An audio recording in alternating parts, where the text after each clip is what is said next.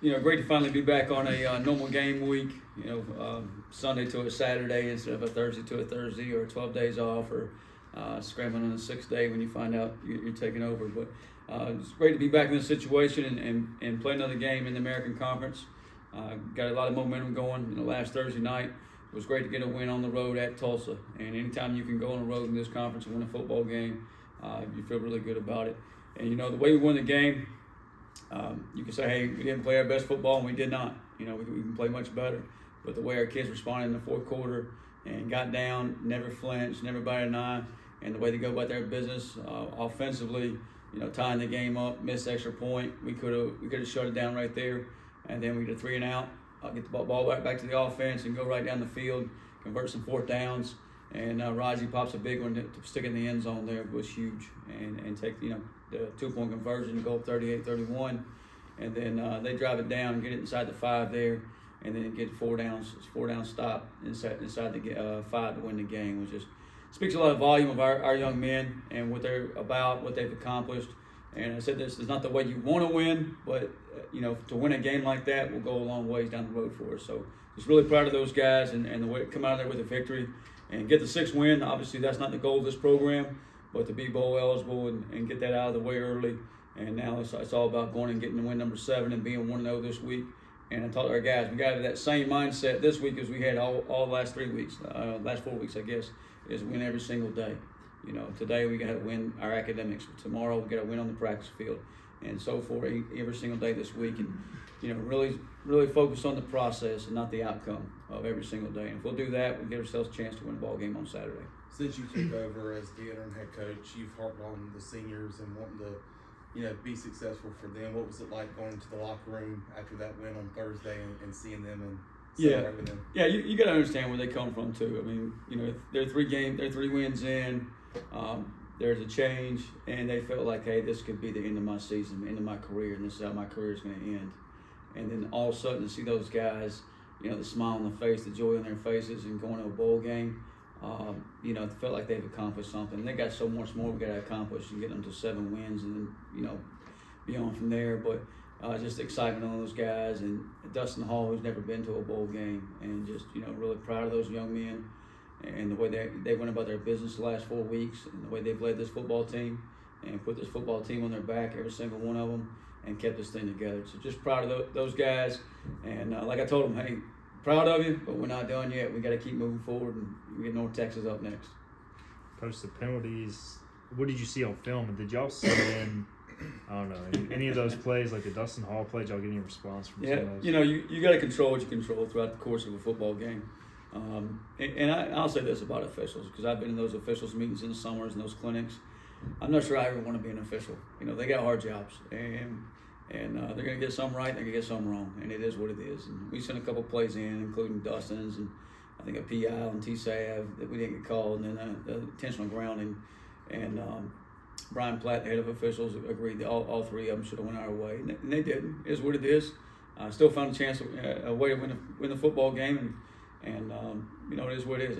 And some of those penalties, like I said the other night, just proud of our guys that they're effort things, and not just ignorant, stupid penalties, which we had some of those too that we got to cut out. So those are what they are, and you're going to have nights where those get called against you, and you're going to have nights that they go for you. At the end of the day, you got to keep going about your business, control what you control, and make sure we do the things we need to do to win a football game. Coach, how hard is it to stay focused, you personally, on the task at hand and not worry about, just a job interview I'm on, and that kind of thing? Yeah, you still got to keep the main thing.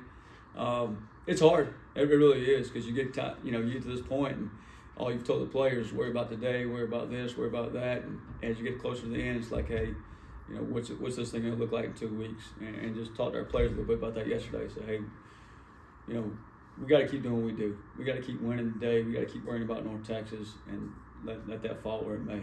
And obviously, I want to be here. I want to lead our young men, lead this program, and be part of those young men in our locker room, and keep going about our vision and keep representing Pirate Nation in East Carolina the best I can. But the main focus has got to be North Texas. I can't worry about what's going to happen in December. The young men in our locker room can't worry about what's going to happen in December. We got to keep focused on today and win the day, and see if we can get a win this week versus North Texas.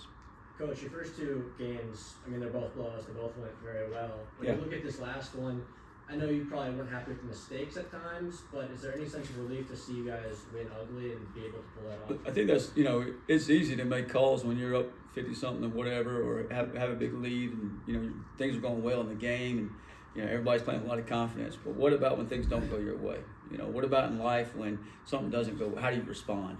And the way our men responded the other night, and our players and our coaches, was awesome to see. So it gives you a lot of confidence moving in. Like, hey, if we get called that same situation in North Texas or Navy or a bowl game, hey, we've been there, done that before. So they've been through those tough times in a tough game where the game's on the line and they got to make a play, and they made the play. So that was awesome to see. And sometimes a win like that will go a lot further than a win when you got to convince and lead the whole game.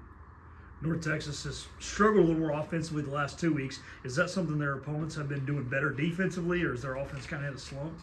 I don't know if it's called struggling. Like Chandler Morris, I think he still had like 500 yards, and he leads second in the nation in quarterback touchdowns. So every time I turn on the film, he's scoring another one. And Sheffield, number 10, the receiver's getting loose on somebody.